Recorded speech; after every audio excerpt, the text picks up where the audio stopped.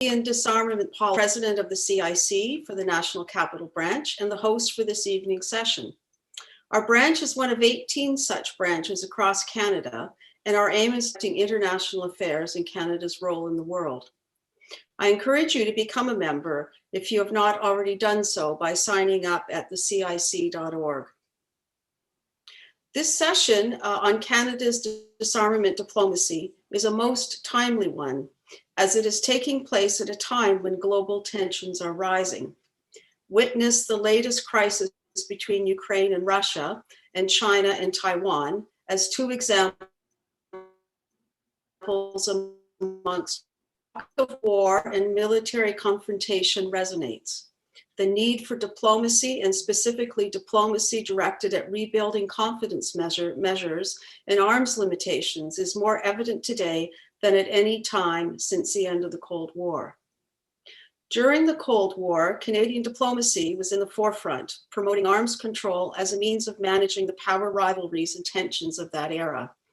We are delighted to have with us three former Canadian ambassadors who played key roles in fostering Canadian arms control diplomacy. Former ambassadors for disarmament, Peggy Mason and Paul Meyer, will join in discussion with moderator Jill Sinclair, former ambassador for Mine Action, to examine the role of Canadian arms control diplomacy in the past, present, and prospects for the future. To further read their bios, I would invite you to consult the CIC page introducing the session, which you all will have received with the invitation link. Again, thank you very much for your kind attendance. And Jill, over to you.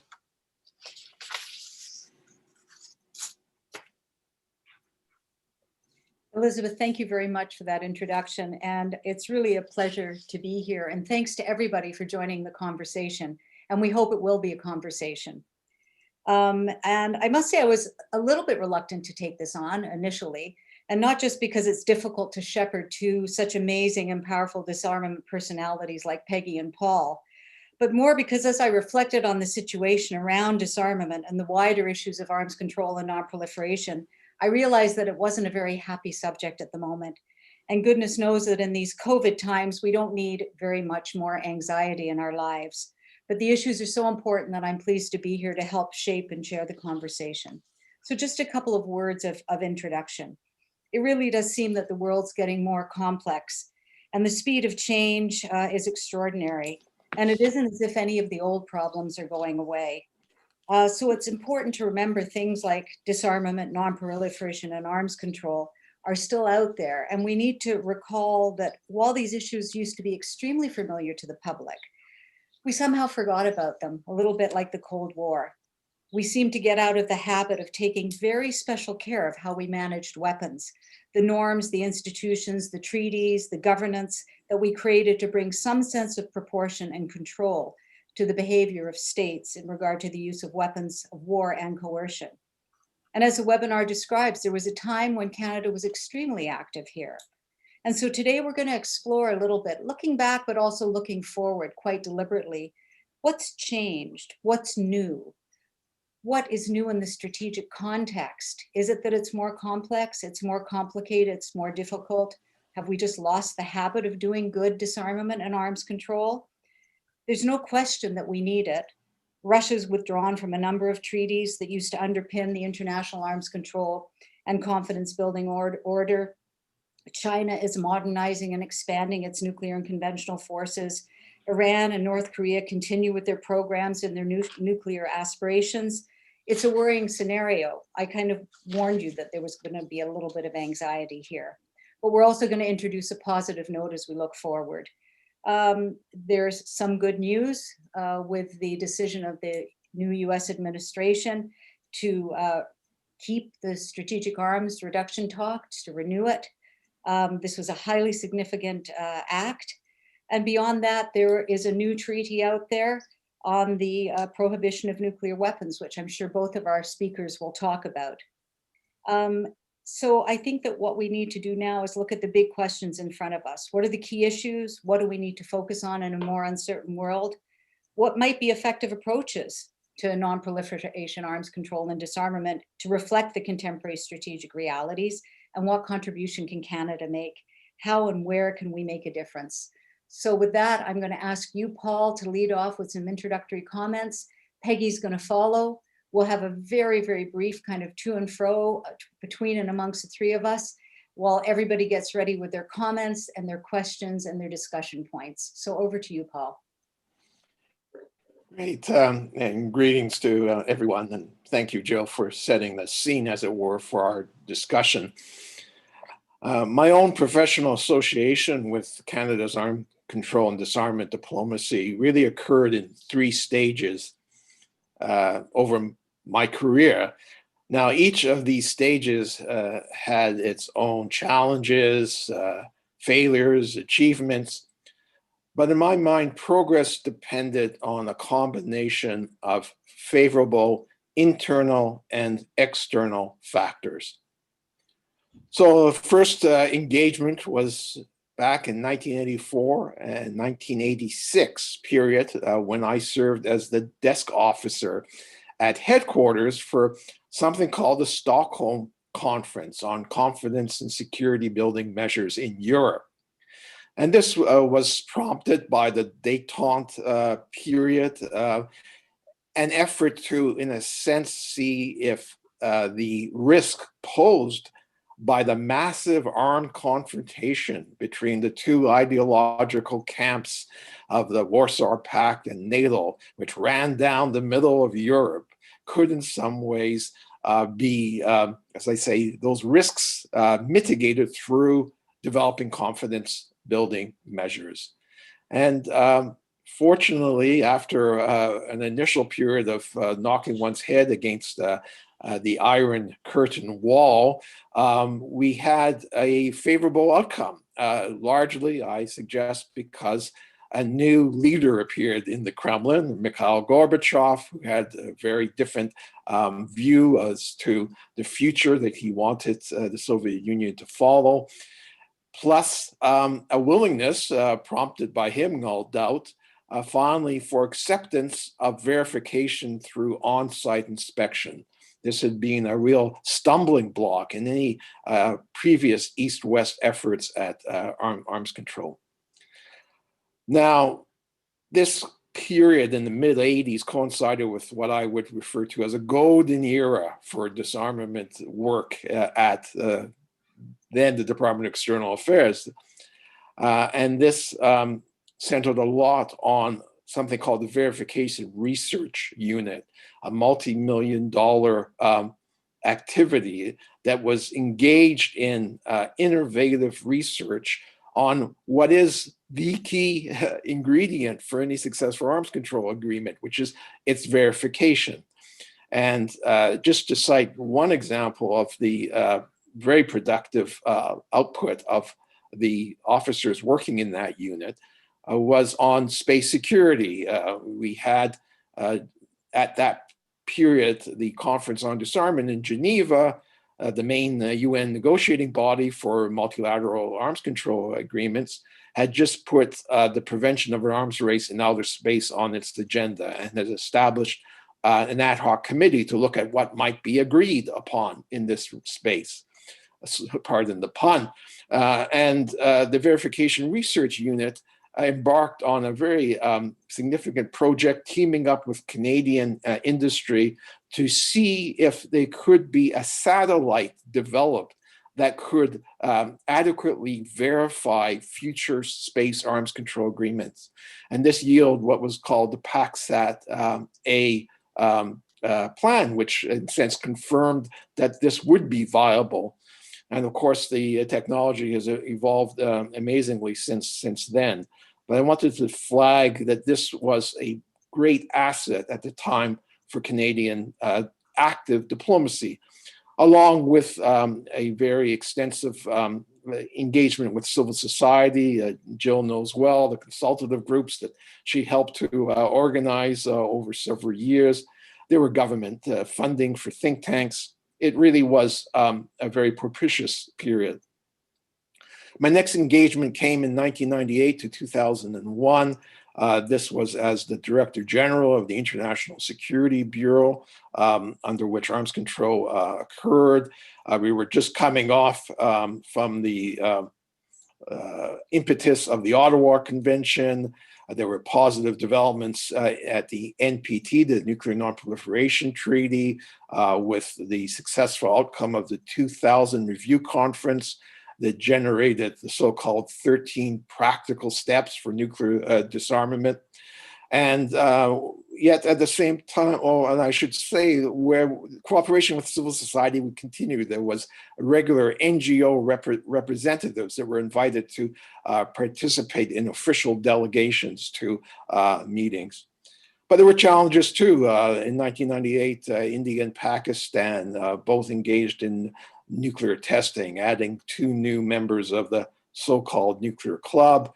A comprehensive nuclear test ban treaty had been concluded in 1996, but failed to enter into effect. And that situation continues to the present day. Next time, 2003, 2007, that was the period when I was an ambassador for disarmament based in Geneva. There was a deterioration of East-West relations. The Conference on Disarmament was in a gridlock of its own making that has paralyzed it from that period of 1996 right on to the present day. And that's a whole subject in and of itself. But Canada was still showing some initiative. There was an effort to reform the NPT through some package of new approaches to transparency and accountability. We managed to get agreement on the creation of an implementation support unit for the Biological Weapons Convention. There were a few bright spots. But as I say, the factors facilitating progress depended on this combination of domestic and external factors. On the domestic side, I would flag political will and leadership coupled to resources. The two really have to go together. And the Ottawa process was really important as an example of that leadership, because instead of just throwing up our hands when the traditional forums in Geneva failed to come up with results that we thought were adequate, Canada, in a concert with other like-minded states, launched an ad hoc diplomatic process that eventually yielded the Ottawa Landmines Ban Convention. But our efforts obviously have to be conditioned by the external climate, the external environment. And there are all sorts of vagaries, US policy from Bush's abrogation of the anti-ballistic missile treaty to Trump's abolition of anything that had an arms control label on it. We had to move from the bipolar security context to a multipolar security context. And middle powers became more active, and the frustration of non-nuclear weapon states with the scant progress on nuclear disarmament yielded the treaty on the prohibition of nuclear weapons. But I think for priority setting, it's been difficult. The last 2 Canadian governments have only accorded, I think, little priority to international security matters and arms control and disarmament in particular. There's therefore also been a diminished institutional capacity of the bureaucracy in a sense to engage or initiate. And as Jill mentioned, there's been little media or public attention to these issues. But I do see potential for the future. I would particularly like to emphasize space security. We need preventive diplomacy in this realm ever so much. And Canada, as a middle power with space competencies, I think is ideally placed to show some leadership before things get worse. So I think I've pretty much consumed my time for this initial round of statements and look forward to our discussion a little later. Thanks. Paul, thank you so much for launching us off with all of that. Peggy, can I turn over to you now? Thank you. Thank you very much, Jill. And thank you, Paul, for that, that masterful survey. It's a very great pleasure to be here and to follow Paul Meyer's remarks, a career diplomat, a retired career diplomat, while I am but an 11-year interloper at then foreign affairs, external affairs and international trade, although of course arms control and disarmament has remained a lifelong passion. Let me start with a little about the past and referencing some of the things that Paul raised. He talked about his start in arms control with the 1984 Stockholm Conference on Confidence and Security Building Measures in Europe. And that was also where I had my first foray into arms control, the opening of the Stockholm Conference. Only I was then a staffer supporting an opposition member on the Canadian delegation, the Right Honorable Joe Clark. And that, of course, ultimately led to the establishment of the Organization for Security and Cooperation in Europe, which continues, you know, to play a vital role in, particularly in diplomatic peacemaking. Then Paul mentioned the verification, the Foreign Affairs Verification Research Unit. And so I want to add that as one of his advisors, not Paul's, I'll say who it is, I played a role in convincing the then Foreign Minister, Joe Clark, to approve modest financing of the Verification Research Unit of about $1 million. And then had the extraordinary privilege later as disarmament ambassador of chairing a UN expert group on verification principles, the groundwork for which had been laid by the Verification Research Unit. And it's really hard now. I mean, principles of verification are now bedrock aspects of arms control and disarmament. But back when the Verification Research Unit was established and the announcement was made to the press that Canada was doing this and was supporting verification principles, you know, a very skeptical press just saw this as some kind of a detour from the real issues. And in fact, the Americans were famous for, you know, for rejecting the concept of international principles for verification. But now, I mean, it's a testimony to that work, that groundbreaking work by Canada, that, you know, no one questions the fundamental importance of verification, of broadly agreed verification principles. I was Canada's ambassador for disarmament from 1989 to 1995. And during that period, I headed our delegation to the UN First Committee on International Security and Disarmament. At that time, Canada was a lead co-sponsor of a resolution promoting the negotiation of a comprehensive test ban treaty that would end all nuclear weapons tests in all environments for all time. We were doing this when the United States was not supporting an end to nuclear testing, but in fact was loudly maintaining that nuclear testing was essential to maintain the reliability of the nuclear deterrent. The then US Ambassador Stephen Ledigar, at meetings Canada chaired on the First Committee resolutions, would regularly, robustly accuse NATO non-nuclear weapon states like Canada and Germany, who supported the CTBT resolution, of being traitors, NATO traitors. But we did not change our position and continued to be a lead co-sponsor until the United States changed its administration and its position and started supporting the CTBT and the eventual negotiation of that treaty. The reason why I emphasize this example from the Cold War is because it shows that we were not then in lockstep with the United States on the demands and requirements of nuclear deterrence during the Cold War. Yet we are entirely supine in that regard now, and that has to stop.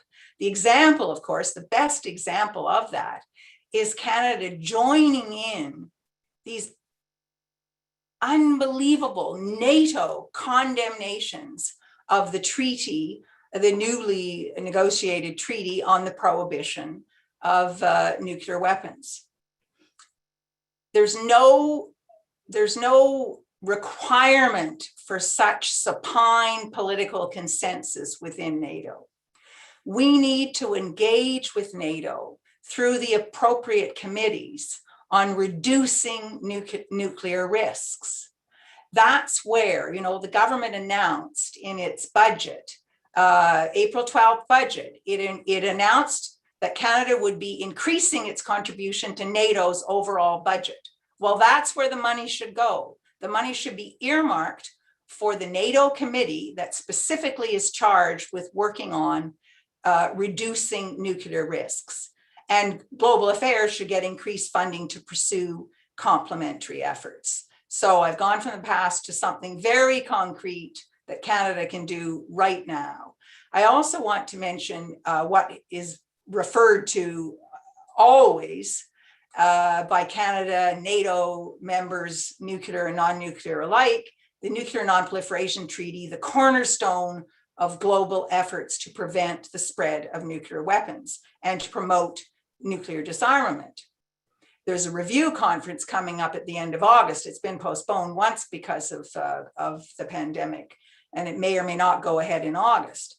Canada was once a leader in seeking to overcome the NPT's institutional deficit, about which Paul Meyer has written eloquently, which leaves this incredibly important treaty without a standing bureau or secretariat, or even the means for scheduling emergency meetings.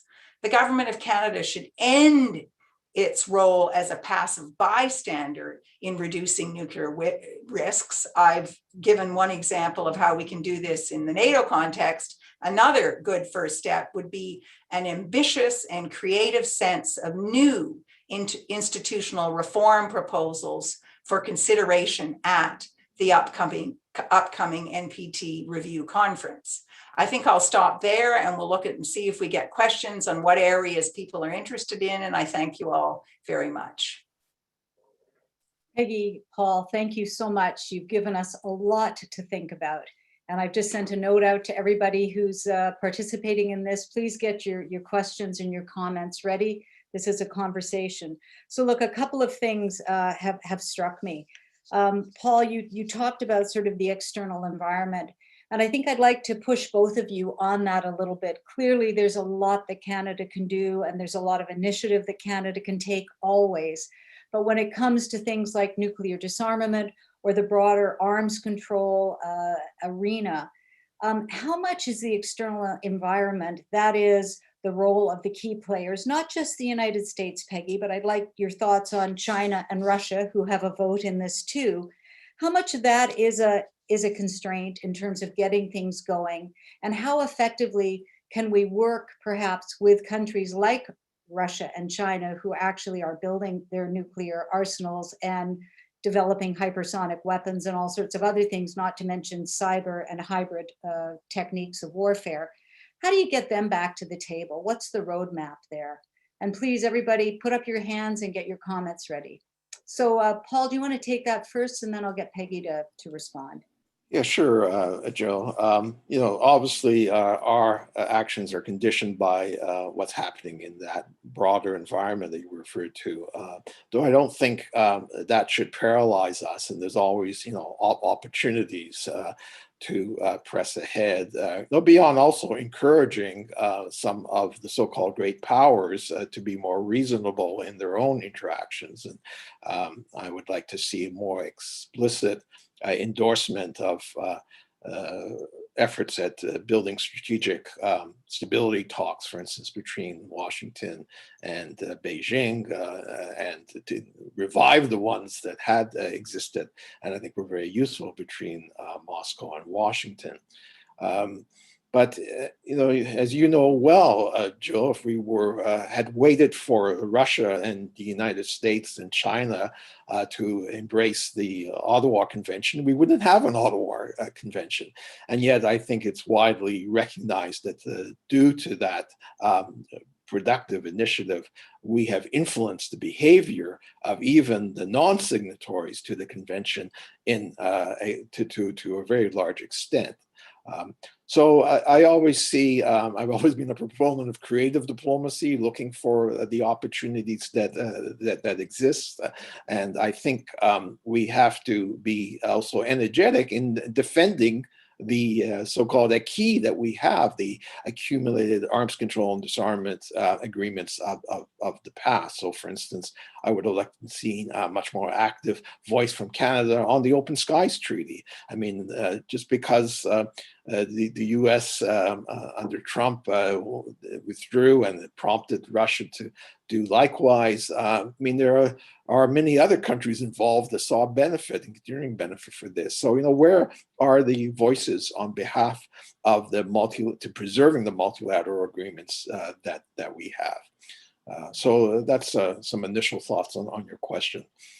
And if I might just, I have put into the chat a brief op-ed, which I just did on the basis of a very interesting NANOS poll surveying Canadians as to their attitudes to nuclear weapons, nuclear disarmament, etc. And I think that yields some very important results. And I would hope that the government gets inspired by those results to try to have its actions more in line with the popular will. Thanks. Paul, thanks for that. Peggy, would you like to take a go at my question? And I have two questions that have come in the chat, which I will read into the conversation after you answer. Okay, great. Yes, thank you. It's not just, of course, China and Russia that are engaging in nuclear modernization efforts. I mean, their efforts, frankly, pale in comparison to what President Biden has inherited in terms of massive modernization programs, $1 trillion program, and there are efforts in Congress to try to trim it back. And it's quite clear, President Biden has let it be known, or at least he did when he campaigned, that he would like to cut back some of that spending on modernization. But as President Obama found out, the vested interests involved in the nuclear weapons industry and infrastructure in the United States are formidable indeed. And he will need all the help he can get in trying to trim that back. And Canada's been silent. We haven't said a word about reducing nuclear risks and about, we all understand that why Canada was silent under Trump, but that's over. And now we can indicate the kind of steps that we think. We can praise the announcement Biden just made about a call for having a summit with Russia to try and launch nuclear stability talks. We can also indicate that we support such stability talks with China. I mean, the different threat perceptions that China and the United States have they're so different that the risk of inadvertent escalation of conflict into conflict and then on from there is so dangerous. And there really needs to be nuclear risk reduction talks between China and the United States. But, the United States has an even louder anti-China engagement lobby than Canada. And so it would be important for Canada to make a statement saying how in parallel or in tune with such talks with Russia, Canada would be supportive of such talks with China as well. So I think, I agree with Paul, there's lots that we can do. And of course, in all of the, there are UN expert groups looking at some of these aspects, UN groups of governmental experts looking at cyber issues. And again, as Paul has written about in 2015, there was a 2015 agreement, including China and Russia, which perhaps could be built on, although I'm not suggesting that could be easy. And actually, China and Russia have tabled a draft treaty on the peaceful uses of outer space, which hasn't been taken up by Canada, even though that is our avowed position that the peaceful uses of outer space. So lots and lots of opportunities for Canada. But I want to just come back very, very briefly to one other important point that Paul made, and that he was talking about that loss of capacity within global affairs. And I've talked about that too. Over time, and certainly under the Harper government, the capacity of global affairs was allowed to atrophy. And now really a dedicated effort is needed to rebuilding diplomatic capacity. We've got the senior people are not diplomats. The senior cadre, the leaders at global affairs are not even diplomats. And half the building is populated by people who have never served abroad. So there really has to be a concerted effort, a dedicated effort to rebuild capacity, because that's why Canada was able to have a difference before. We had people at the UN and other places looking for those opportunities and then capitalizing on them when they presented themselves. I'll stop there and look forward to the questions.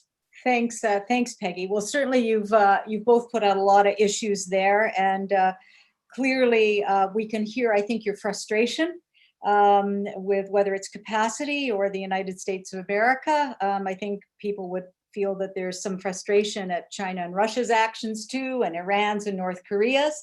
So there's certainly lots of there are lots of people here who don't seem to be playing the roles that they should be playing. But I'm delighted to say that a lot of our participants are. So I have now a few issues that I'm going to cluster up here. I'm going to do the ones that are online first of all to capture them, and then I'm going to ask Sabine Nolke, who has put up her hand and would like to make some comments. So John Noble says ideas for a nuclear-free world sound great in theory, but how can you verify them?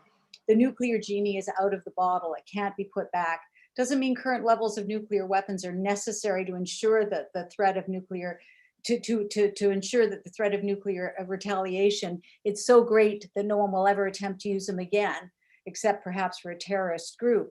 But the focus of Canadian efforts for nuclear disarmament should be on reduction to the minimum levels required, not total abolition. Otherwise, we're tilting at windmills. So I guess I'd capture that and ask you both to kind of comment on sort of practical, realizable, doable, not necessarily versus, but in the context of the aspirational for general and complete disarmament. Andy Razoulis, what arms control initiatives do you think might come out of the Biden-Putin summit? And we do have to note that one of the first acts of President Biden was to renew the START treaty. And I don't think that we should dismiss that so quickly. So what do we expect? And how significant is Canada's role in the Stockholm initiative from Earl Turcott, which is also an important initiative that you might want to speak about. The final one online at the moment is about, this issue seems not to be in the front of mind for many Canadians, though Paul, you've mentioned that recent polling shows that when people are asked about it, they certainly care about the issue of nuclear disarmament.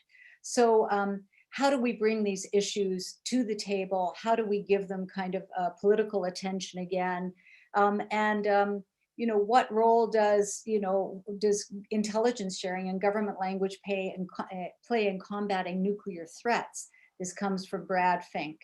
So I'm going to throw those out, and I know you've all taken note of those questions, and I'm going to ask you, Sabine, to jump in here with your live questions. So over to you.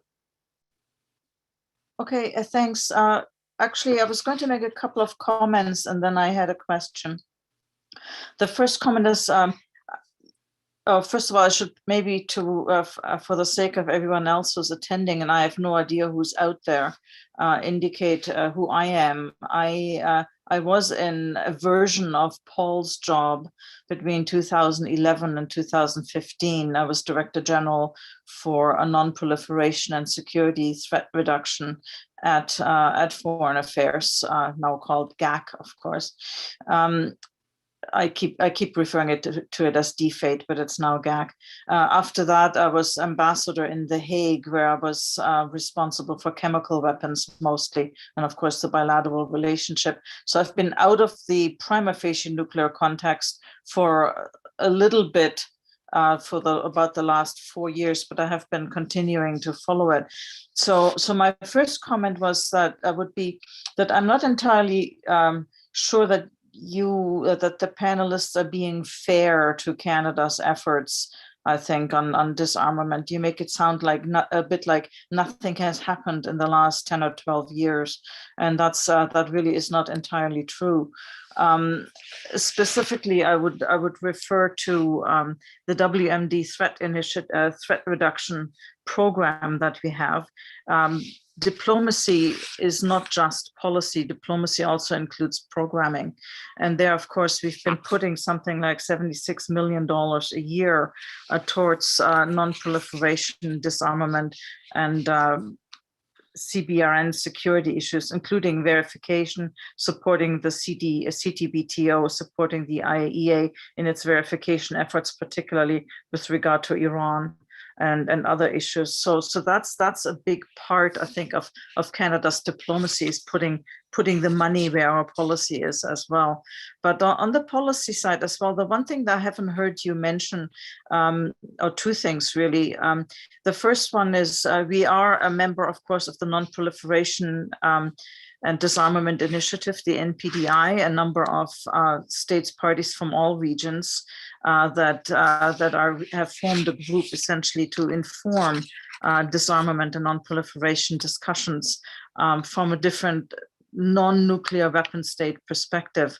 And we've been quite active in there, including making recommendations to the NPT, to the P5 and other bodies on how to essentially achieve some of the goals of the NPT in a concrete step-by-step way. What can we actually do on issues such as transparency, et cetera, et cetera.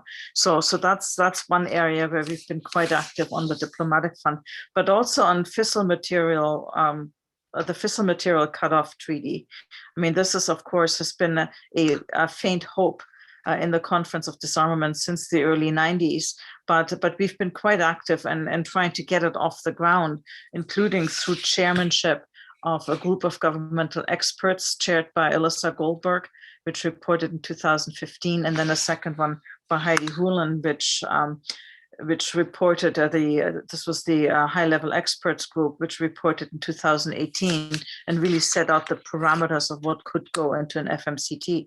So this was a lot of comment, but this leads me to my question.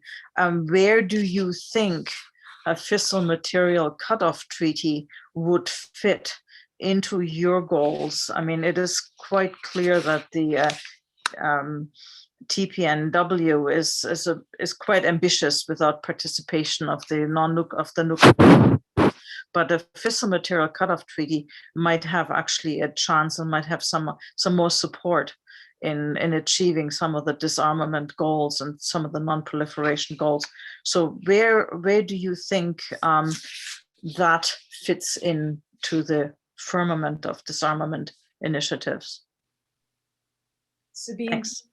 thank you so much for filling in some of the gaps there and reminding people of the good work that has been done and is being done. And I'd like to start with you, Peggy, and then to Paul to kind of take those. I realize that there are a lot of questions here, but it's sort of about pragmatism, step-by-step, Stockholm, the bilateral Russia-US track, and what can be done to facilitate the long-awaited ban on fissile material treaty. Thank you very much. Well, I'm going to start with the last question on the fissile material cutoff treaty, because I was the ambassador had the great privilege of being in the ambassador in New York when the first unanimous resolution was passed in support of a fissile material cutoff treaty, sending it off to Geneva for negotiation, where it has,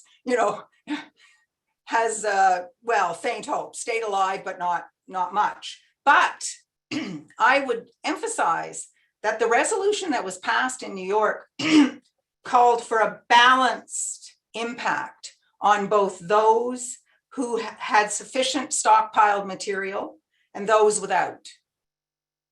So on the established nuclear weapon states and on others like India and Pakistan. And I don't know the machinations of it, but the mandate for the negotiation in Geneva ended up being unbalanced and having a disproportionate impact on the on the new, not the P5 nuclear weapon states. And there's always a window of opportunity for these negotiations. And I think if the mandate, I mean, and this is pure speculation, but I believe that if the mandate had been more balanced at a time when the window of opportunity was really there, perhaps more progress might have been made. I don't see any prospect of progress now until, at a minimum, the mandate is made more balanced. I want to jump in on a comment, with respect to Iran, because several times, Jill, you've talked about Iran's nuclear ambitions, and I really think that one has to remember, and this is the American position as well, the current American administrator's position. It was United States under Trump that left the Joint Comprehensive Program of Action, which Iran had been faithfully fulfilling as confirmed by the International Atomic Energy Agency 11 times. And they made it absolutely clear that they wanted to stay in that agreement. And they counted on Europe to try and mitigate the terrible, terrible impact of the economic sanctions that the United States put on Iran, wouldn't even remove during COVID. But the European, companies were too afraid of the power of the American dollar, the weaponization of the American dollar, and therefore they couldn't help Iran. Iran finally started taking steps to move away from the agreement to try and put pressure on, indicating all the while that it would come back if the United States came back. And one of the top experts, former IAEA official Canadian, Tariq Ralph, has talked about very recently the fact that it's very easy for Iran to come back into full compliance. And of course, that's what United States, that's what Biden committed himself to. And that's what United States and Iran are now trying to negotiate. There's been a diplomatic impasse. People couldn't understand why, but the weight of opinion now is that there's a heavy opposition in the administration. Within the administration, it's divided over whether or not the deal should be reinstated. So I think it's just very, very important to put that context in. Okay, now with respect to John Noble's question, and of course he was I think he was the official spokesperson on that original delegation to the opening of the Stockholm conference on confidence and security building measures. When I talked about that delegation, I would welcome the opportunity for us to be discussing how to verify a nuclear weapons-free world. But of course, we are a very, very long way away from that. And that's, of course, the problem with all the great things Canada is doing in its step-by-step approach, which is a step-by-step approach to try and make progress towards nuclear disarmament on a conveyor belt that is hurtling in the other direction of ever-increasing nuclear weapons modernization. And so I essentially fundamentally agree with John Noble's point that there's lots that needs to be done with respect to verifying reductions, but let's have some reductions to verify. Now, I'm going to jump to Stockholm. I'm going to leave Paul for Andrew Rosilius's good question about what initiatives we see being addressed at the upcoming summit. I mean, I think the main purpose of that summit is to get an agreement on risk reduction talks, but I'm sure Paul will have some ideas that they should consider. But I want to go to the question from Earl Turcott about Canada's role in the Stockholm Initiative, which is a wonderful, I talked about the NPT. This is a wonderful Swedish initiative, foreign ministry initiative, to try and make sure that help ensure that the upcoming NPT review conference is a success, because there's a lot of fear that it's going to be a debacle, given what's what these modernization programs that all all nuclear weapon states are engaged in. And, you know, and given the fact that the UK has just announced an increase to the number of Trident warheads, an extraordinarily negative announcement in the lead up to the NPT review conference. So this Swedish initiative is incredibly important. And yes, Canada is supporting it, which is very, very good. But at the meetings that have been held, it is a foreign ministerial level initiative. And Canada has not participated at foreign minister level, even virtually. We have sent parliamentary secretaries. So, you know, the word that comes to my mind is shocking for that one. Okay. I think I'm going to stop there. More questions have come in. I think Paul, I'm going to turn it over to you, Paul. Oh, thanks. Look at Sabina, nice to hear your voice. You know, as I mentioned, Canada has championed transparency and accountability initiatives in the NPT context, and that has been with the NPDI grouping. That goes back for about a decade. And what kind of reception has it received from the nuclear weapon states? Complete rejection of the proposed schema, the kind of framework for such reporting that would allow some actual objective comparative analysis. So, you know, unfortunately, we've run up against something of a brick wall, and I haven't seen new tactics or strategies from the NPDI grouping to get around it. Now, similarly on the FMCT, yes, you know, Canadian leadership, but frankly, you know, you have to distinguish between sort of the appearance of engagement and action and the actual realistic results. I mean, the two expert groups on the FMCT, you know, excellently managed by Elisa and Heidi Hulen, respectively. But, you know, let's face it, the issues with the FMCT have been studied to death. And Canada, by adhering to the position that any negotiation has to be in the Conference on Disarmament, paralyzed for well over 20 years, I mean, that's a kiss of death. There are alternatives. They haven't been tried. The only significant arms control agreements that have been concluded in the last decade have come about by using the General Assembly and the fact that it isn't a consensus decision-making body, but can launch negotiations by a majority vote. And so that's why we got the Arms Trade Treaty. That's why we got the Treaty on Prohibition of Nuclear Weapons. So if Canada really was serious about initiating negotiations rather than just appearances, that's the route I think that they should have followed. Andrew, on agenda for the Biden-Putin summit, I mean, there's many things. Clearly, there's now the possibilities for developing collectively what would be the parameters of a future strategic arms reduction accord. That could take up the hypersonic missile problem that has emerged. There are ways in which you might address the longstanding interest in the West, at least, of reductions in substrategic tactical nuclear weapons.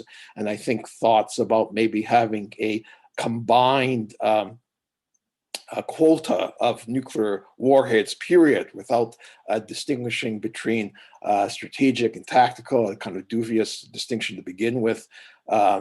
Any nuclear weapon use would be catastrophic and significant, as well as ensuring that non-deployed warheads, which are stacking up in the thousands in Russia and the US, were brought in. So that's a whole area that I think could be, with obviously the right cooperative spirit, very productive.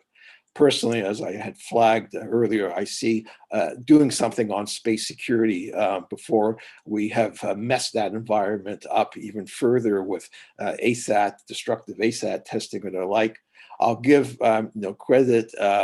One of the few recent Canadian diplomatic suggestions in this field has been to look at a ban on destructive ASATs testing, which actually is a revival of an idea that goes back to Pierre Elliott Trudeau and his peace initiative, in which at various times we've also floated. But it's good to see something, at least, of a positive suggestion going forward. I think that's. Oh, I see Jonathan Down has in the Q&A talked about could we have an intergovernmental panel for nuclear weapons along the lines of the IPCC. It would be a great idea. I think it does demand a degree of cooperation in the security field that we haven't really achieved yet. I would note that civil society and the expert community have at times helped in this regard. I'm a member of something called the International Panel on Fissile Material, which is run out of Princeton with an international expert grouping, and it's looking at various ways in which controls on fissile material, i.e. this essential ingredient for nuclear weapons, can be sustained. And there's more than just the traditional FMCT in that regard. So it's great to see scientists and other experts, in a sense, stepping in when governments have failed to be as productive. But obviously, in the end, if you want an international treaty, you need to get the states and governments engaged. Well, thanks, Peggy and Paul. You certainly took on a whole range of issues here. I'd like to come back on two of them, and one will include a question that just came in and a comment from Scott Burridge. But so you've talked a little bit about a future start. That's a strategic arms reduction talks, which is a US Russia based treaty. And if we're going to look at a new start for a new start, who should be at the table? Is it the same folks? Or is this an opportunity to draw in, say, the Chinas of the world and do arms control and particularly nuclear arms reductions in a way that is more inclusive of all of these players? I'd welcome your thoughts on this, because China seems to be a massive outlier, and it's very different to where China was at in the 80s. She wasn't quite as the player that she is today. The other question I would like to ask is, you talked about new areas, Paul, space security, for example, and I wonder if you, have given any thought to whether this is a more complex environment now that we have private sector players going into space at a rate that we didn't have when we were first envisaging things like the anti-satellite kind of, approaches, and some of the things that we did with regard to the peaceful uses of outer space. And then we, talked aspirationally about, the non-militarization and the non-weaponization of outer space. Where is the table for those players? And again, in the same theme about engaging other players, Scott Burbidge has asked, in the absence of political will to achieve real arms control in the 21st century environment, should civil society, for example, disarmament movements, seek to develop a dialogue via conferences, forums involving policy experts from all the nuclear parties, including, for example, participants in this forum? It makes me think of a sort of a track 2 approach to building, political will, political consensus, common sense of solidarity, and need to act on these issues of disarmament, arms control, and non-proliferation, generating that political will through civil society, which is certainly something that has been done in the past. And having worked on the landmine issue, I know how powerful that can be when you bring civil society together with political will and the resources and determination to move something forward quickly. So Peggy, would you like to take on those questions, and then to Paul? And so over to you. Okay, well, I think I'll start. I'll start with the question about follow-on New START talks, and whether or not for nuclear weapons reductions, and whether or not China should be included in that. China has a position on that. Their position is they will gladly engage in such talks when United States and Russia have reduced to China's level. I mean, really and truly, we're talking we're talking combined Russia and US of whatever it is, between 12 and 15,000 warheads, and we're talking China at the maximum 300. So it just isn't realistic to talk about nuclear reductions involving China, until the situation is quite different, between Russia and the United States, and that's where the priority has to be on that. But that doesn't mean that there aren't many things that should be discussed with China. And you, Jill, talked about some of the weapon systems, the hypersonic, conventional weapons are becoming very, very dangerous too. And so there really needs to be engagement among all countries, great powers that are developing those kinds of weapons. But before that, there has to be a greater understanding of where each side is coming from. I mean, one of the things that was bedrock in the Cold War was understanding the position of the other side. And, that seems to have gone by the wayside. Declarations by United States or experts in the US of Chinese intentions are taken as Chinese intentions. And China, I'm sure, has a great deal of misunderstanding. How could they not, about American intentions, given the administration we've just been through? So proposals have been made, and there was a wonderful recent initiative, I think, between the Carnegie Foundation and the International Institute of Shanghai, where they focused very much on trying to find common language and common understandings between China and United States on reducing cyber risks, because their assessment was this is an area where things can get out of hand quickly. And so I think that's something that Canada could champion as well.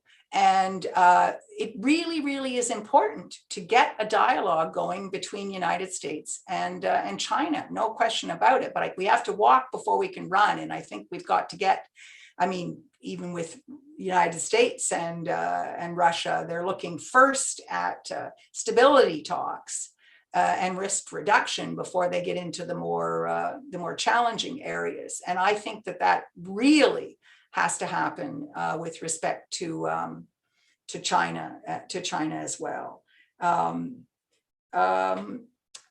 Now, I think I might turn to Scott Burbage's comment. So I guess I would challenge a little bit. In the absence of a political will to achieve real arms control in the 21st century environment, I wouldn't be prepared to say that categorically, because I think that the Biden administration has signaled a real interest in seeing if there are opportunities for real arms control negotiations starting. And so I certainly wouldn't write that off at this stage at all.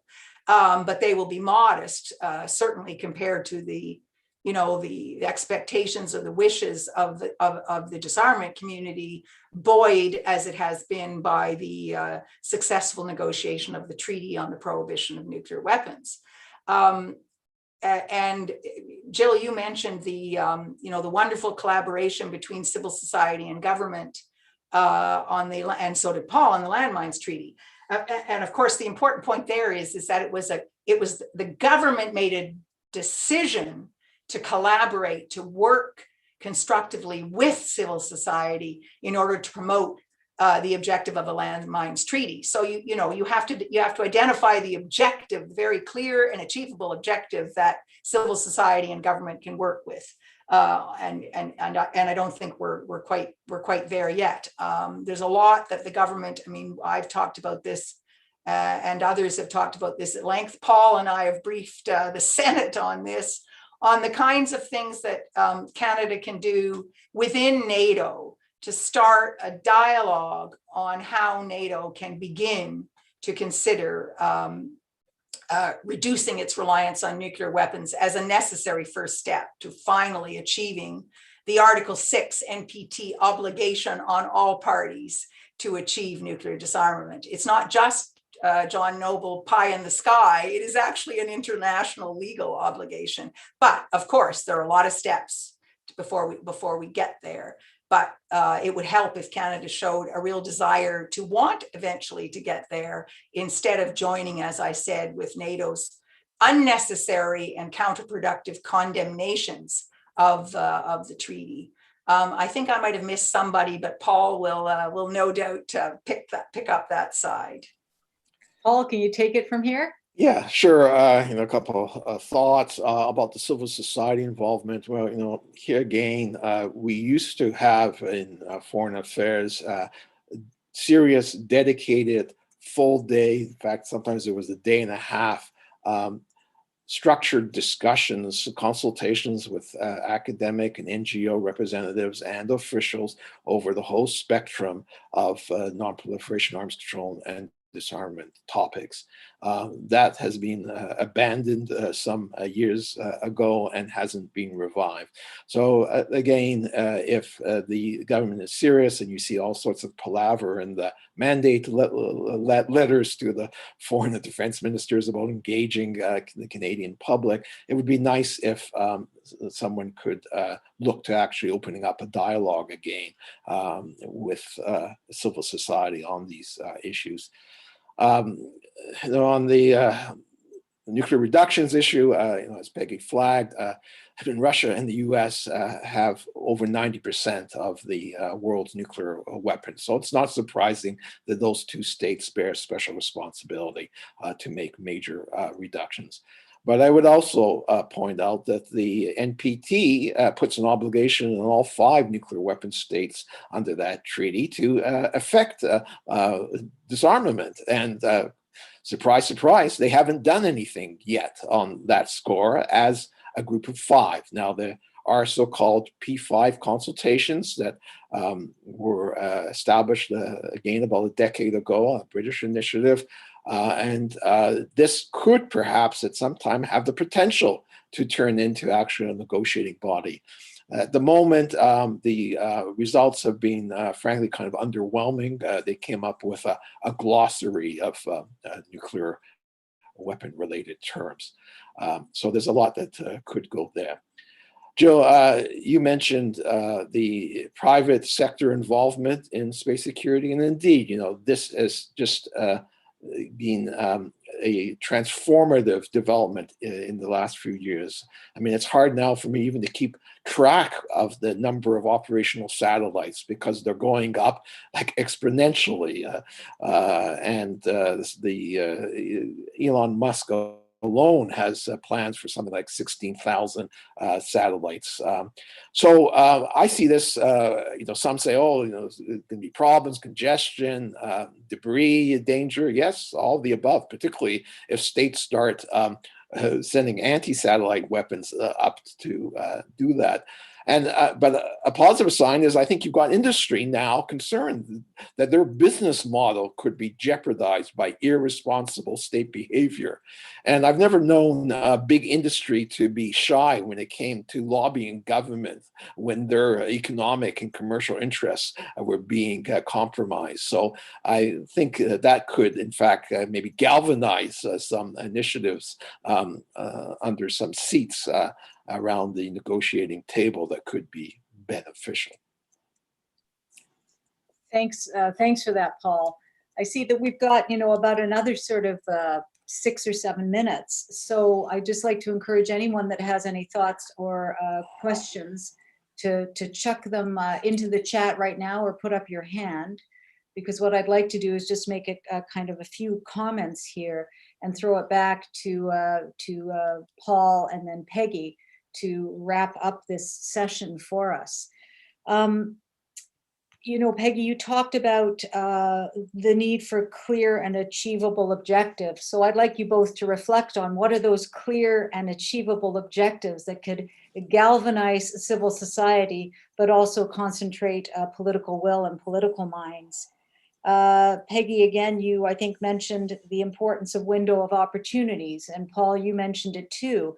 It's, what do you do when the conditions aren't quite right, the strategic conditions?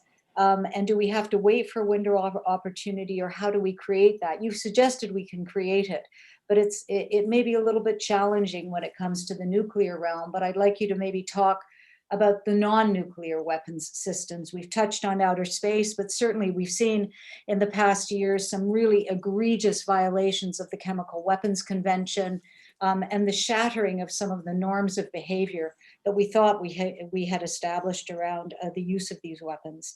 I'd like to ask you what you both think is kind of a roadmap to getting back to this negotiating track. You've talked a little bit about the special responsibility of Russia and the US to reduce, but this group of five, I mean, there is why, if actually China believes in nuclear disarmament, they actually could lead by example if they wanted. People don't often do that in the nuclear weapons realm, but who knows, we can always hope. And I wanted you to reflect a little bit on something that has occurred to me. Ironically, Paul, you started us off talking about your work on kind of the Stockholm confidence building measures. We heard from John Noble, who was there at the creation. It seems to me that a lot of what we're talking about here is getting back, is confidence building measures to be able to get back to having, if not relationships of trust, at least a basis for restoring the habits of dialogue and negotiation, which we have fallen out of to a large extent when it comes to disarmament, nonproliferation, and arms control. We don't seem to have those habits any longer. And I think there's a famous saying that says, you know, change moves at the speed of trust. So if we need to restore trust, trust building measures, confidence building measures, step-by-step approaches, it might not be the ambitious agenda that everybody wants, but at least it would get us on a track to where we would like to go. So with those sort of wrap up questions and comments, I'd like to go back to you, Paul, for your final thoughts, and then to you, Peggy, and then over to you, Elizabeth, to conclude things for us. Thanks, Jill. I mean, there's a lot there. I would just note that conflict prevention, remains a goal, and preventive diplomacy is one way of achieving this. We don't have to always have the train wreck before improving the safety regulations on the railways. So I know it seems to be part of the human disposition not to engage in prevention as much as we should. You asked about some objectives in the short term. I would like to see a reinvestment in building the institutional capacity of the Global Affairs Canada to participate effectively on the arms control and disarmament agenda writ large. Obviously, I mentioned also the revival of now atrophied contacts and cooperation with Canadian civil society. I might add to that as well, reinvigorating Parliament in terms of its involvement. I mean, many won't recall, but the government back in 1999 agreed in response to a very important Foreign Affairs Committee report on devaluing nuclear weapons under the chairmanship of Bill Graham, that it wanted to improve the dialogue with Parliament and committed to having the Ambassador for Disarmament appear once a year before the Foreign Affairs Committee to explain Canada's disarmament priorities. I got, after reminding some colleagues about that commitment many years later, I got an invitation, I think twice during my time to appear, but I think it has largely again fallen out of favor. And unfortunately, as was noted, even when you have a kind of unanimous recommendation from a parliamentary committee, it seems at times to fall on deaf ears. So a lot does begin at home here, and I think a reinvestment in these realms would be indeed very timely, and help positions you to be more effective in your diplomacy down the road. Joe, you rightly, I think, pointed to some of the conventional non-nuclear areas as ones that demand attention. I think we shouldn't just go quietly into that night to see all the carefully negotiated conventional arms control and confidence building agreements for Europe just allowed to go down the drain. It's not like some of the tensions that led to the armed confrontations that we recall of the Cold War could never be revived. And I think it's an obligation for all of those who had engaged in achieving those to try to be more active in seeing them preserved or revived as necessary. At the same time, as I've already flagged, there are important new emerging technologies that have an international security dimension to them that are crying out for better global governance and control. And I mentioned space in that realm, but also international cyberspace and the whole question of, can we really devise norms of responsible state behavior? A set were agreed upon back in 2015, as Peggy mentioned, but it's kind of shaky, and hardly a day goes past now when we aren't informed of some massive data breach and offensive cyber operation, which finds mere citizens so much collateral damage. So that's another field that would be ripe for some Canadian diplomatic initiative. And I guess I also have to note that fear is a factor in sometimes leading to action. And we can recall that it was fear that galvanized people back in the 1980s when it looked like we were on the abyss of an East-West, nuclear Armageddon, to get into the streets and advocate for responsible behavior by their governments on nuclear matters. And maybe, if there's a silver lining in some of the recent deterioration, and I must say, when we had the thought that the leaders of major nuclear powers, the heads that would have their fingers on the button, and you saw the likes of Donald Trump and Vladimir Putin and Xi Jinping and Boris Johnson, even, not to mention Kim Jong-un, it was hard to sleep peacefully at night. So we haven't gotten out of the woods in terms of very real nuclear risks, ones which I should say some of the cyber offenses are now just exacerbating as well. Maybe that will beneficially mobilize public concern and support again for greater engagement by Canada. We've been a leader in the past, and definitely we could be again in the future. Thanks.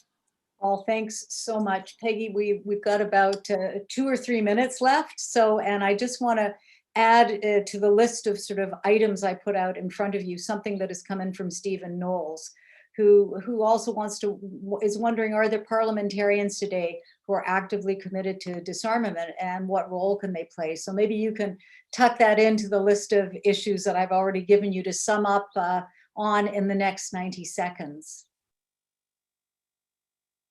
Thank you so much, Jill. I'm so glad that there's been so much attention in our discussion to what Paul started out with, the Stockholm Conference on Security and Confidence Building Measures, because that initiative was started in the depths of the Cold War, at a time when all of the negotiations, nuclear and conventional, had lapsed. 2,000 journalists descended from around the world on Stockholm because of the mere possibility that the Russian, then Soviet, foreign minister and American Secretary of State would actually be meeting with each other. And so when the political conditions are very, very difficult, you have to start with confidence building. So confidence building measures. And I think, now I think in nuclear terms, when Biden talks about risk reduction and stability talks, I think that's very much in the spirit of confidence building measures, which are the absolutely essential foundation. And that's an area, that's one of the things that we talked about the verification research unit. We did a huge amount of work. Canada was a leader in looking at European, in the context of the NATO versus the Warsaw Pact, in identifying practical confidence building measures, which led, of course, to the Open Skies Treaty, of which Canada is a depositary state. And yet we've been mute in the demise of that vital treaty, because with all that's going on now, these kinds of overflights, allowing former Soviet, allowing Russia and other countries in Europe to know, and in North America to know what's going on, are absolutely vital. So I think that, the starting point for Canada is to get back to looking very hard at confidence building measures and how we can support a progressive American nuclear arms control and conventional arms control agenda. So now I've lost my train of thought on the next. Oh, yes. Role of parliamentary engagement. Yes, the role of parliamentarians. It reminds us that Charles Yeah. Pacha, established parliamentary delegations, to the CSCE. What about the role there?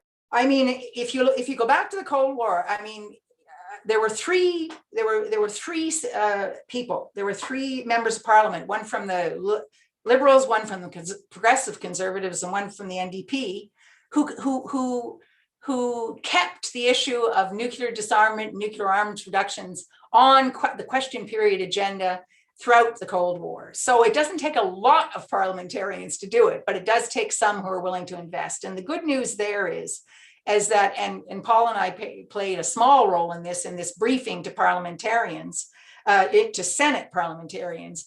There is an effort to try and revitalize a wonderful international organization, Parliamentarians for the Promotion of Nonproliferation and Disarmament.